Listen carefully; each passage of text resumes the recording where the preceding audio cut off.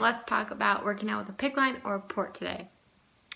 I get questions about this all the time. Like, did you work out when you had your Picc and your port? Like, can I work out? What should I do? Blah, blah, blah. And so in case you don't know, first of all, I had a Picc-Line, you can see the scar, for 7 months.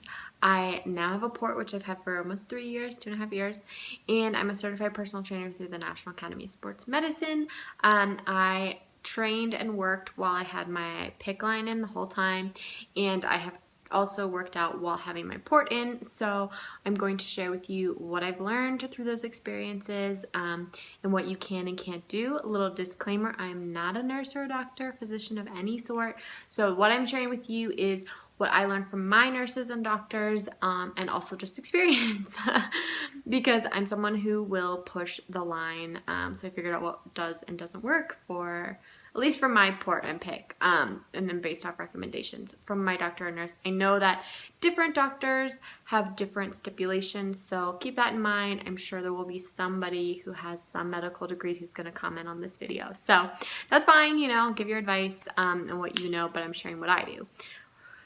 Alright, I'm going to start with kind of like a general overview of working out with them, and then I'll talk about a port, working out with a port, and then working out with a Picc-Line. So, just rule of thumb, don't be an idiot. Like, you know, you have a medical device in, don't do something dumb that's going to rip it out. Like, go play contact sports where your line could get ripped out or your port's going to get smashed. Not only is that going to be really painful, it's not going to be safe. So just don't do dumb stuff. Like, general rule of thumb, don't be dumb. The next general rule of thumb I have is regarding sweating for both of them. Specifically, if your port is accessed is what I'm talking about. So you have a dressing on, you have your dressing on your Picc-Line, that sort of thing. A lot of people worry, oh, I shouldn't sweat because it'll create infection. Well, that's not the biggest problem, because sweat is technically sterile until it's exposed to the outside world. So if you have a totally sterile area with a dressing, like you sterilized, you know, your port or your Picc-Line, and then you put the dressing on, that's all sterile. When you sweat and the sweat comes up, it shouldn't necessarily cause an infection, because everything is still sterile under that dressing. The bigger issue is that you'll sweat off the dressing and then expose the line, or have to change your dressing or re-access your port, which is the annoying part. So if you're willing to, you know, deal with that, like, it's not as big of a deal. Like, I know plenty of people who will do that. Like, they'll go in a sauna or whatever and sweat and then just change their dressing or line afterwards. For me, like when I had my Picc-Line, I could only change the dressing when my nurse would come, because I didn't have anybody to help me do it, and I didn't learn how to do it myself at that point. So I was really cautious about sweating my dressing off. That was like the bigger issue than sweat causing an infection. So that's just something to keep in mind, is that when those are accessed, I try not to sweat too much because I don't want the dressing to come off. So those are kind of the two big general rules for a Picc or a port. Let's talk about working out with a port, because I think it's a little easier than the rules that go with the Picc-Line. So what I was told with a port is that I can technically do whatever I want workout-wise. Like contact sports, probably avoid those because smashing your port isn't a good idea. But like fitness in terms of individual sports, like weightlifting or running or, you know, that sort of stuff is totally fine. I just generally don't do a lot of chest exercises, because what will happen is, it's not that you can't do them, but, and I have noticed this because I still do some chest work, I just don't like do full chest workouts, which I don't enjoy anyways. That's another point, is that the port sits over the muscle technically, and like right under your skin. And so as you develop this muscle, it can change the way the port sits under your skin. And so that's just something to keep in mind, because you may access it and then go work out, you know, and a month later when you access it, it could be, it just might feel different. Like you might have to adjust the way you access because the port has shifted slightly. And I noticed that with my port, which isn't a big deal, just something to be aware of. Also, I'm really sorry if the light changes a lot. It's super bright, but then there's like clouds, and I don't have my blinds super open because it'll be super bright. So sorry about that if the lighting is getting weird at any point.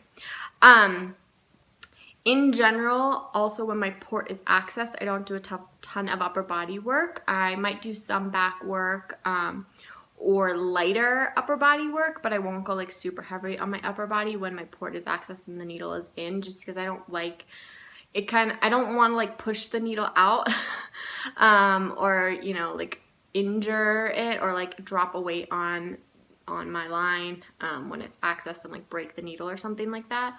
So that's just something to be aware of. I was told, you know, I wouldn't go do chest stuff, especially when your port is accessed.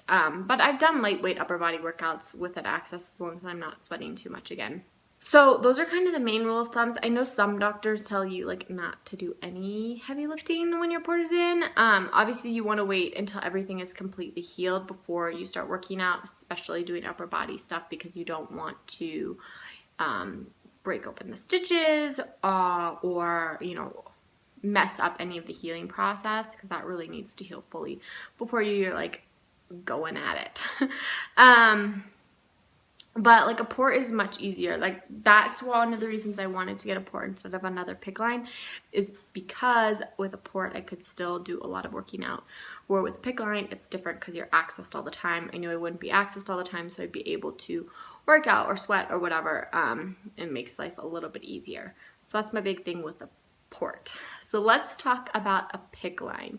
So since when you have a Picc-Line, like you'll have a line in your arm that's accessed all the time. You may have that if you have a Hickman port, but the same things I'm talking about with a Picc-Line will apply to the like Hickman pick, essentially, like the port pick. I think it's called a Hickman line. Sorry. But when you have a Picc-Line, you're accessed all the time. And so you are not supposed to lift anything heavier than 5 to 10 pounds with that arm. My pick was in my right arm, so I wasn't allowed to like really use my right arm that much. And a big thing is because you don't want to pull the line out or break the line with too much pressure on that arm. So, I still was working out a lot at that point. I was also a personal trainer. I was training at that point a lot too, because I was in college, and I still worked out, but I did a lot of unilateral exercises. So I would do all my upper body stuff with the left side of my body. And some of you might be thinking, well, that's stupid. Like, why would you do that? Let me explain. I also have a degree in sports medicine, so a lot of this information, it was actually like really useful that I was like studying this while I was going through dealing with a Picc-Line. But training one side of your body can actually improve strength gains on both sides. So if you're training just your left side, yes, you'll have greater strength gains on your left side, but you can still actually get strength gains on your right side. So I was able to not lose as much strength as I could have if I just stopped training altogether in my right arm, because I still trained my left side of my body.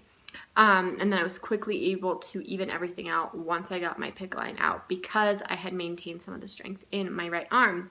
There's actually a lot of studies that demonstrate this, that unilateral training will also still train the other side. You won't get hypertrophy or like size gains, but you can still get strength gains in the side that you're not using, because let's think about this a little bit. We are human beings with two sides of our body, so we have nerves that come down. If you have a nerve that runs to the left side of your body, you're going to have that same nerve to the right side of your body. And so using a lot of, well, obviously when you're training, like it's all about neuronal connections from your brain to your muscles. That's like how your whole body works. Duh. So training on one side still sends those signals out on both sides. It's really like interesting science, and it's super cool. And a lot of your initial strength gains are actually building up your neuronal connections, so you can also still maintain strength or gain strength on the side that you're not using by doing mind muscle activities. So if you watched my video from last week, which you should go watch, it's about exercise with chronic illness, you'll know that you can still work out from your bed by not even moving, by just like thinking about working that side of your body, or like doing just like contraction exercises, so just like flexing, because you are strengthening those neuronal connections, which is super cool. And strengthening those connections can build strength in that muscle group. So that's super awesome. And that was one way I helped train and maintain strength while I couldn't use my right arm. Another thing I did was I just focused more on lower body and cardio activity. Again, not super intense cardio that I was sweating my dressing off, but I was doing, you know, not as much heavy lifting, obviously, with my upper body, because I couldn't, just just using that left side. So a lot of lower body and cardio and walking and that sort of stuff. But weight wise, like I said, I would do kind of both. I would do my left side still. The other thing I have done for like sweating purposes is if I realized I was sweating a lot or I wanted to do something a little more intense, is I'd wrap a towel around my arm. I've also done this with my, like if my port is accessed, like I will stick a towel under my shirt or my bra and just to like soak up the sweat and kind of helps it from like get that area getting too sweaty and the sweat pushing the dressing off. So that's like an option that you could experiment with. The other thing is that there's just a lot of exercises you can do without putting too much pressure on your arm or port area or whatever. It's about getting creative. You can really focus on another area of your body instead of that area. You can do a lot of core work. Like I said, walking, cardio. Like a lot of times yoga is totally fine because it's not really intensive on your arms or upper body. I mean, it can be, but like not putting too much pressure just like on those one spots where your medical equipment is. So that's definitely something to think about. It made me more creative in the gym because I couldn't use an arm or, you know, whatever case. You guys get it because you're watching this if you have a Picc or Port, I'm assuming. So, you know, it's developing exercises or doing exercises that don't require that body part, which is actually kind of fun because it challenges you more in the gym and you may work muscles that you haven't really been working that much before or exercises you've never done. So yeah, that's kind of what I have for you on working out with a Picc or Port without making this video super long because I always do. They already know that, right? So that's what I've got for you. I wanted to thank all of you for getting me to 1,000 subscribers. Y'all mean the world. I really, really appreciate it. If you have more questions regarding exercising with a Picc or Port, leave them in the comment section and I will get back to you. Or I'll make like a follow-up video if there's a bunch of questions about it. This is kind of just like a general overview of what to do and not to do. I hope it made sense. I'm really tired and brain fog today, so I feel like I was kind of all over the place, but hopefully you understand. Give this video a thumbs up if you enjoyed it and you want to see more videos like it. I can talk more about the fitness side of stuff with a chronic illness.